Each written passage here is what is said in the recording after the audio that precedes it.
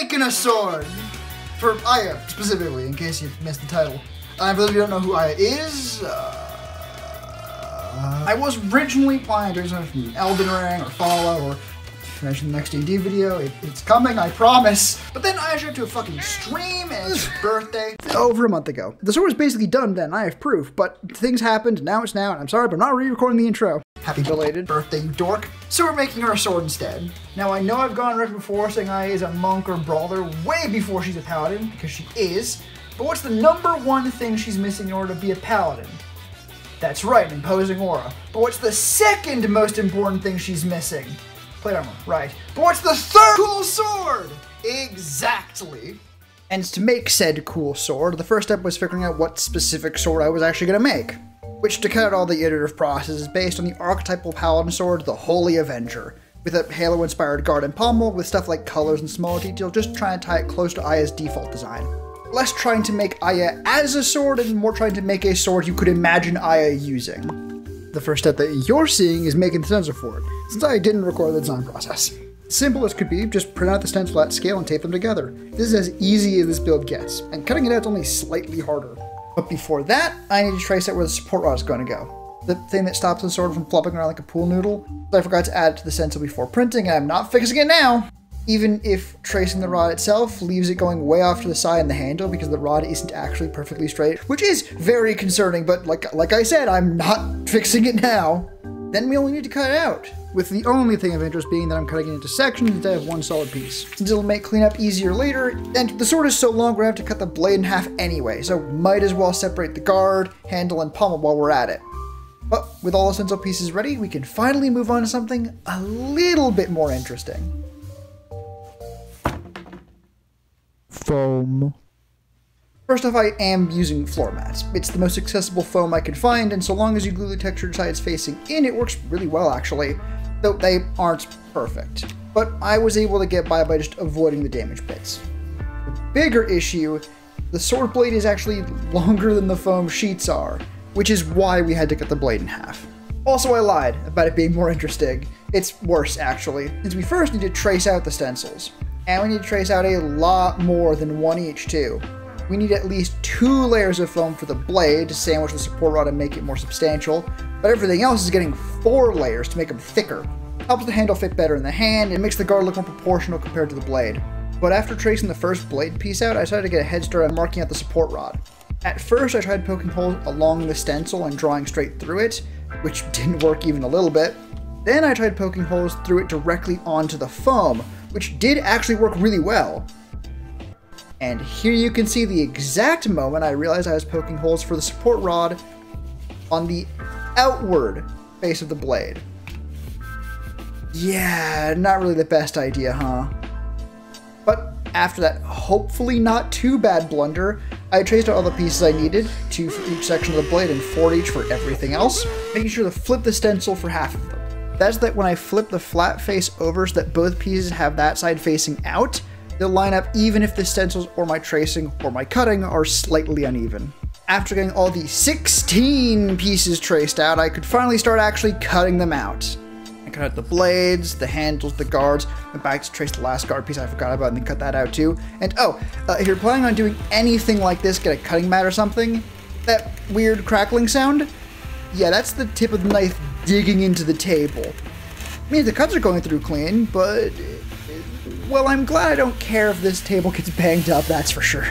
Regardless, with a lot of cutting and probably a dozen gouges in my desk, I finally had all the pieces I needed for the sword. Support stick included, and we can actually get our first look at how the sword is going to, well, look. Well, it looks good to me, not too thick, and with it in place, the 4 layers of the handle don't look too chunky either. Alright, with both halves of the sword done, all we have left to do now is glue these together and the rest of it. In order to glue these together properly, all we need to do is cut these little last edges down to the inside line of the marker. And if we fuck it up, the entire thing is bust, maybe. No pressure. Okay. Yeah, this part was stressful. Since I really didn't want to redo these parts, and I honestly didn't have much extra foam anyway. So if these went bad, I was a little bit fucked. Wow, that one's the worst one yet. Why did I keep going out that way? Finally ready to put these together, right? Because I didn't even have noticed.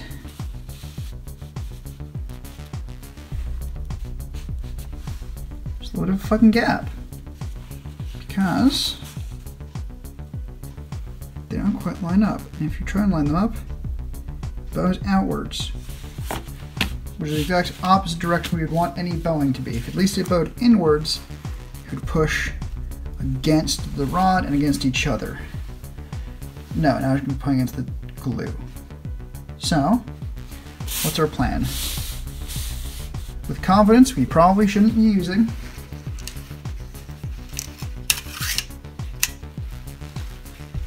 We're going to try and fix them. God, you see that? Even the camera was trying to run away. Also, yeah, I did the cleanup off camera. It was hard to get a good angle on the cut while filming. And I was fucking right to do so because look at that. Basically perfect lines that should, hopefully, glue up without any trouble. But before I did that, I wanted to get the support rod marked out while I still had that true edge. By lining up the stencil to that edge, I should be able to use that poking trick from before on the right side of the foam to lay out that groove. And it honestly seemed to work really well. Though I did have to go back after and trace it so I wouldn't risk losing the marks, and also they'd just be way easier to see. Now with the trenches marked and the blades ready to become, well not whole, at least complete halves, I was ready to glue the two whatever the fucks together, except when I double checked the groove marks, while one blade was perfect, seemed to line up real nice, the other one not only had a really prominent bias to one side, flipping it over with the trench marks aligned, showed it was very much not aligned on the other side. Which is, you know, not great.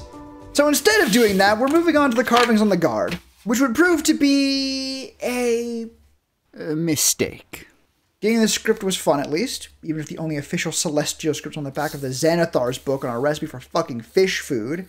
But once I had the text I wanted, even once I had it written out again, twice, so I knew what space I needed on the guard, even after writing it out again on both sides of the guard, well, at first I tried using the box cutter to carve out the letters. The blade was too big and it mangled them completely. Should have tested it first on a test piece, but whatever. This is the test piece now, I guess. Then I brought out my Dremel for the first time to try and carve it out with that. Went just awful. Even when I switched to the thinnest bit I had for my Dremel, all I was good at was gouging out big straight lines. Switched back to the knife, but only made single slices instead of trying to carve them out. Couldn't see them, so I brought out a hairdryer trying to make them open up. It seemed to only make them close. Then I tried just pressing the letters in with basically a screwdriver, which almost seemed to work. Actually, it looked pretty decent. I hit it with the hairdryer again, maybe that did something. Then I brought out some metallic paint to actually test to see how well the letters stood out. And it looked bad. Maybe just rough, but with a sword like this, yeah, it just wasn't working. Oh, fuck.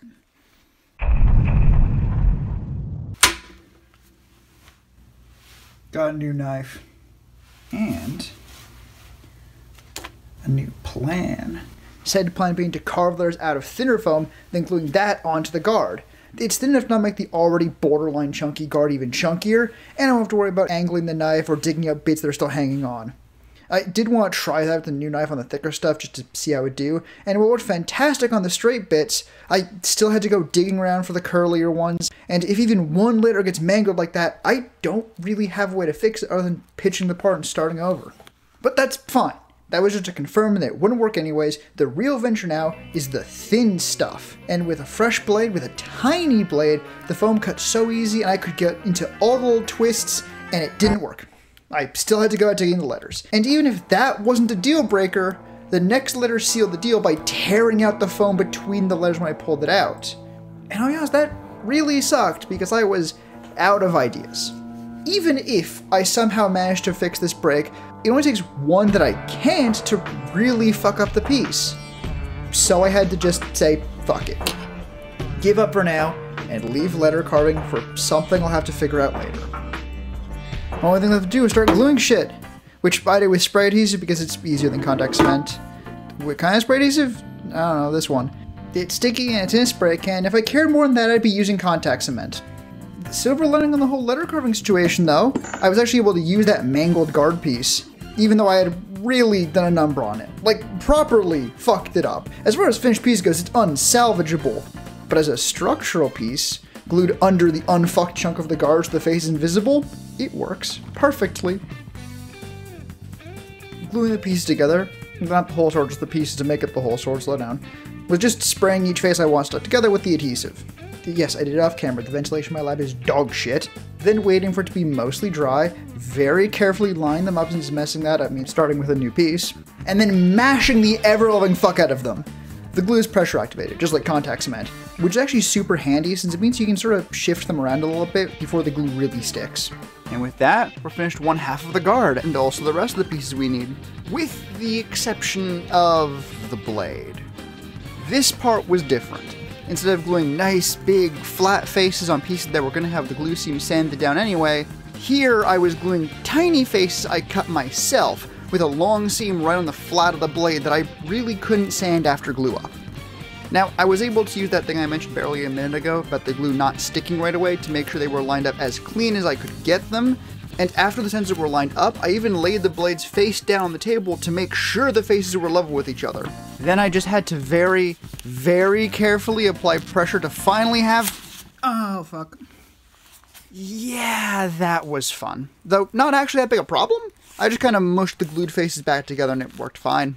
And that was the only real hiccup in the process, which was very, very, very exciting. Since now I only need to give these pieces a few minutes for the glue to set.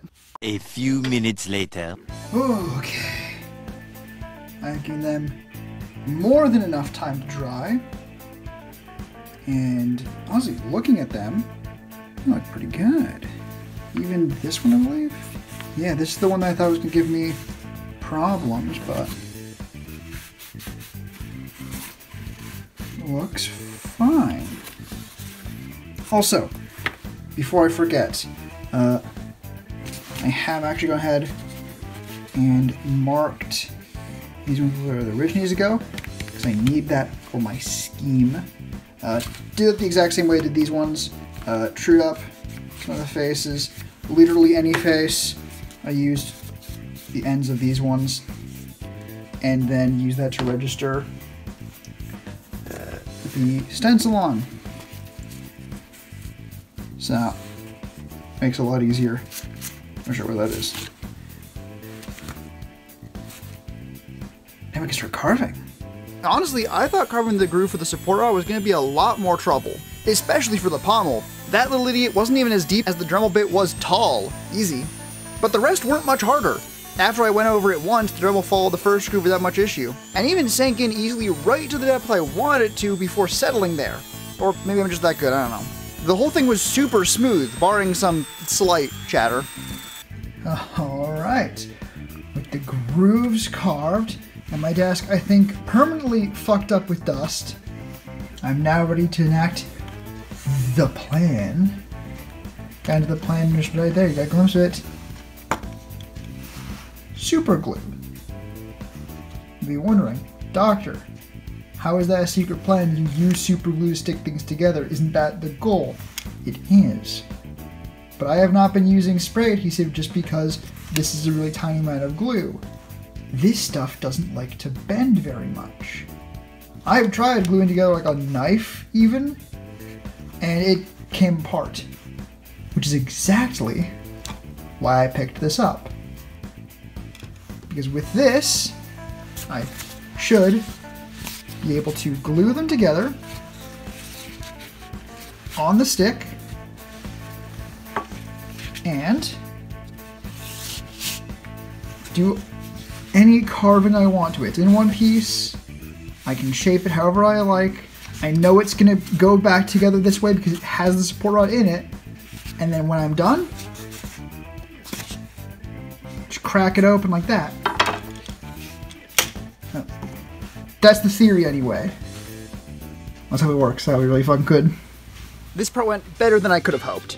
I started off with the pommel since it was the smallest. The super glue held it perfectly, even as I cleaned it up with the Dremel, and still popped apart afterwards, no problem.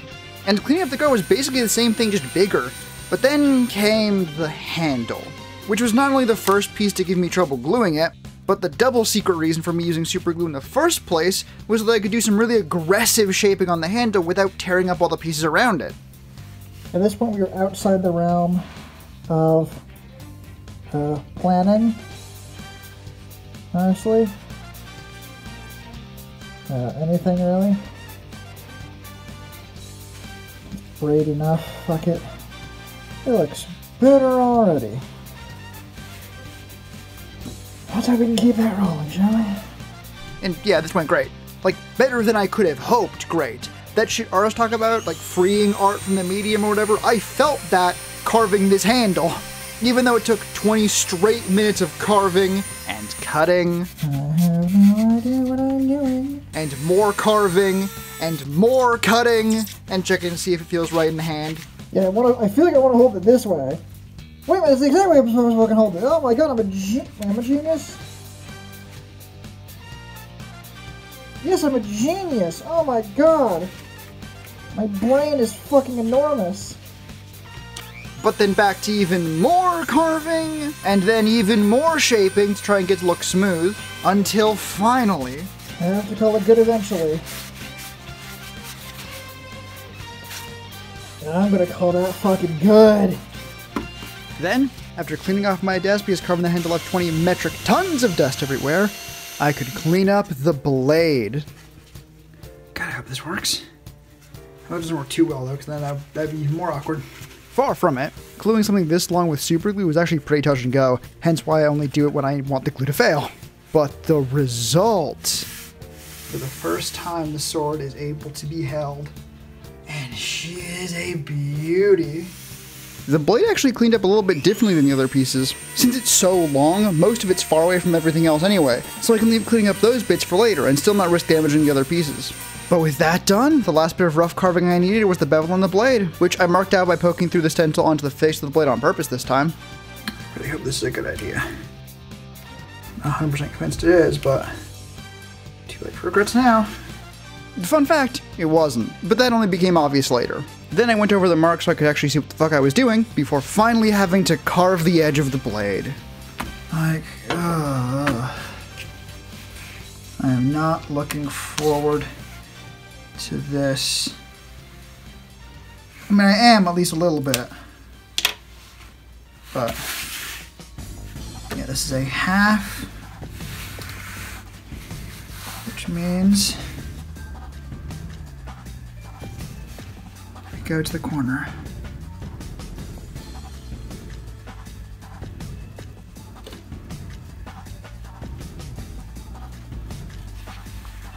Can we just do this? The entire length of the blade. And if we fuck it up, the whole thing is bust. No pressure. Honestly, in hindsight, there really was not that much pressure. Despite how many times I've said something along the lines of, if this fucks up, I'm fucking dead. Even though I did cut it really close on this bevel. Do not go too far down.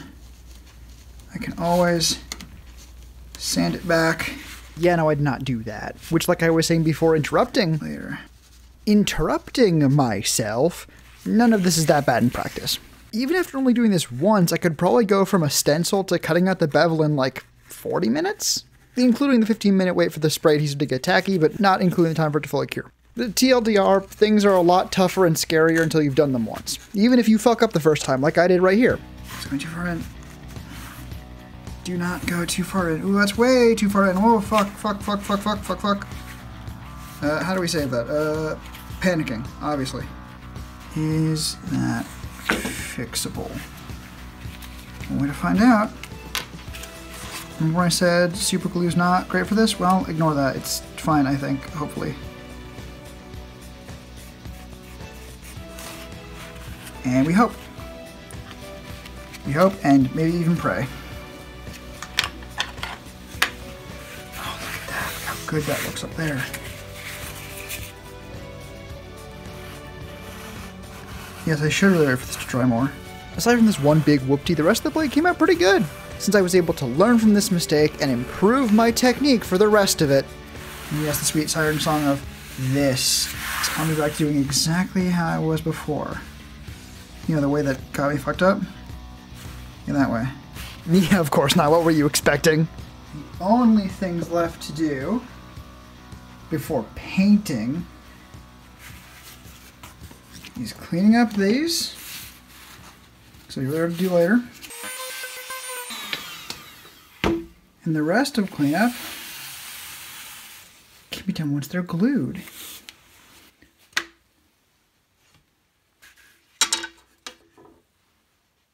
I was gonna get the can of glue and like place it down, but it's still upstairs. Imagine that's the glue. This close, this close. So close that the only thing between me and technically a sword was my ability to turn this pile of bits into a full half of a sword. This is the scary one. I know that might sound weird because this is the basically semi-finals of glue up, but the thing that's scary about final glue up is if the two halves don't go together properly. I go to glue them and they don't line up. We know the individual pieces line up, so if that happens, it's happening here. So the game plan, all these pieces are glued on our thing. We've seen that they look good together if they're lined up properly on the inside. We're going to be using the stick just to make sure we have the line properly. Also, before I forget, tape at the end of it, just fold it over. This should make it probably not stab safe, but at least prevent it from being stab deadly. But with that said, I can't think of anything to install for any longer. Fucking grip it goddamn tight over here. One piece connected. Now the last one.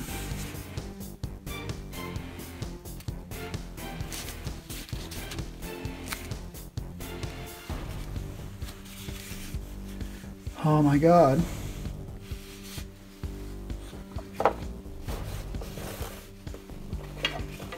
The sword, it...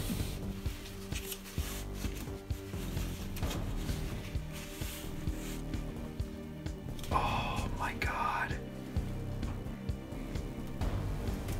Yes! Oh my god, yes! I have the other half right behind me.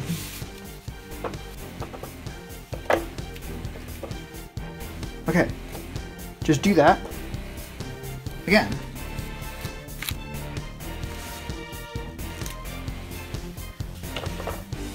Oh my god.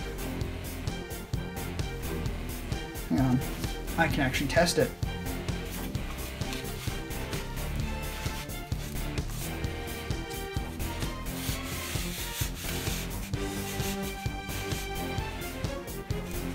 Without glue up, that feels pretty good to me. Okay, I'm gonna go fucking get this glued right away. Holy shit. And then I did. This is the home stretch. Painting is, well, you can fix painting. If you paint something wrong, you just paint over it. So if this sword is gonna fail to be made, you're right here. No sense trying it out then. First thing to do is get the rod stuck into one of the halves, doesn't matter which. Then I enacted my next secret plan. Yes, of course I have more than one. This time it's parchment paper, which, when laid over the glue side of the sword, lets me lay the other half on top without them sticking together. Now, I'll be able to lay this sword out on top and not have to risk it sticking, so I have to hold up the entire thing all at once. I could then simply slide the paper out as I went, revealing more of the glue. Truly a flawless plan. Oh my, those came out so lopsided. I tell you what, it's kind of so lopsided. Why are you so much lower? Yeah, of course not. I'm still not sure what happened, but the pieces were very much not aligned and very much already stuck together. I ended up having to tear the glue up a couple centimeters to try and get them lined up again. My on-the-spot plan became to simply glue it together from the guard down, leaving that big hump to deal with in the middle. I then tried to pull apart more of the glue to give myself some more space for definitely the worst plan in this project. Man, let me know how this spray adhesive works. That worst plan being to simply mash down the hump of foam and force it into the right shape, which, to my credit, worked so much better than anyone in their right mind would have expected. Sometimes the best discoveries really are made by people just too stupid to realize they're impossible. I mean, it wasn't perfect, a little bit lumpy, but considering it started out looking like this, I'll take it. Holy shit. Holy shit. We saved it.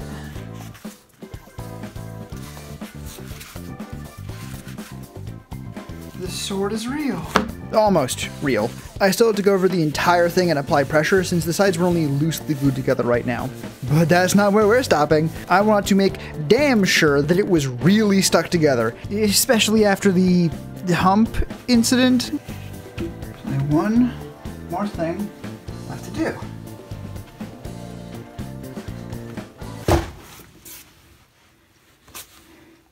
Wait. And after plenty of time to dry, a decent chunk of which was spent swinging this around like an idiot, she's done. And ain't it a beauty? Oh my god. We did it. You're here too. We did it. We are not even in the home stretch. We are past the home stretch. This is officially victory lap territory. The only things left to do are some cleanup. Gotta fix up the blade. It's not always smooth, it's not always even. And I gotta smooth up the handle. It just needs to be not as big. After that, all it's left to do is paint. Cleaning up the pommel guard was easy enough, though I did decide at this stage to round over the corners instead of keeping them sharp. The handle also needed to be thinner to get even my long-ass fingers around it, and of course the blade needed the most work to smooth out the bevel and even out the very, very long seam, but once it was done, oh yeah. With the sword in its final form, the only thing we have left to do is paint it. And for painting it, first step, prime it. Second step, everything else. For the primer, do I even need this? Probably don't even need this with the paint I'm using. I'm skipping the black primer actually. Let's just get the black primer. Yes. On step 2, we're going to be using Flexi Paint. This is a clear Flexi Paint. We're going to be mixing it with other colors. I have done tests, and from what I can tell, it's a little bit wet. It seems to dull the color slightly, which honestly for us is perfect. As for the colors, I then talked about paint for a solid minute. I promise you it is not interesting. The only important part is I added about half clear Flexi Paint to try and stop the paint from cracking when the foam flexes. Then went to town with a bit of scrap foam, not the floor mat kind, to dab paint onto the sword. I was honestly super unimpressed with the foam trick at first. It took like 5 layers to look halfway good, but I think that's a lot more the cheap paint I'm using. And when I did eventually use a brush, it ended up looking like this, even after trying to cover it up a little bit. So yeah, we're sticking to the foam. Also, the paint is going to look a lot better between shots. You do not need to see 5 layers of cheap acrylic paint. The same cheap acrylic paint I had to literally pour onto the blade. Yes, I said I'd do the handle first, plans have changed. And they will change again since the red paint was as past me put it. Yes, the color's too pink, but it's the only paint I got right now, so we're using it. And that was a slight lie. That's the only reasonable paint I had. But I did have some bloodthirster red model paint I decided to use instead. You thought it was scuffed before. When I tell you this paint is better than the cheap shit, know that this is contrast paint, specifically designed to not cover, and it still covers better than the cheap shit. And well, since we've already bust out some of the better paints, we might as well go all the way with it, right? I mean, I have the paint, so there's no point not doing it. We're trying to make it look good, right? So let's go completely...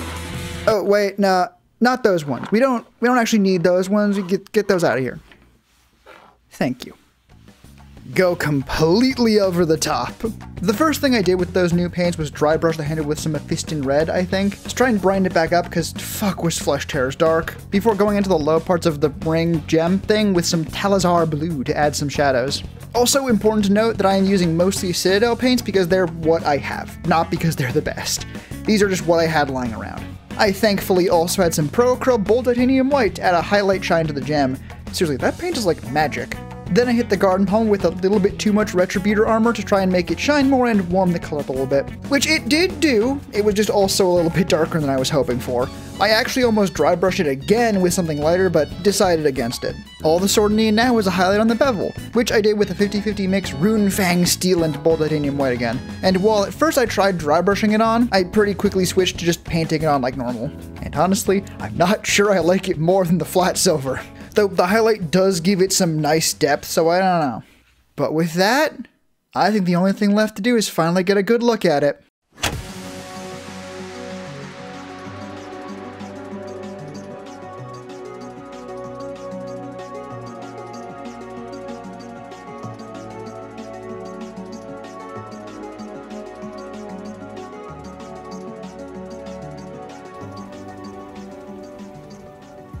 Now that's a cool sword. It's not perfect, of course. I'm genuinely really upset I wasn't able to make the carving on the guard work, especially because this is real D&D Celestial right here. You can read that. A custom, like, saying an oath for Aia the Paladin. And I couldn't make it work. As they say in France, fuck me, I guess. But, regardless, very happy, very belated birthday, Aia. I hope we're both still around next year so I can make you something even cooler then. Just not your outfit 3 sword. I'm actually already making your outfit 3 sword. It's almost done. This bitch is why this one's so late. This one was ready for your outfit fucking 3 before this one was revealed. Now the guard is giving me a bunch of... Now the guard is giving me a bunch of fucking problems. I dropped one again. It doesn't matter. It'll be done soon enough, I promise. Hope to see you there. Bye-bye.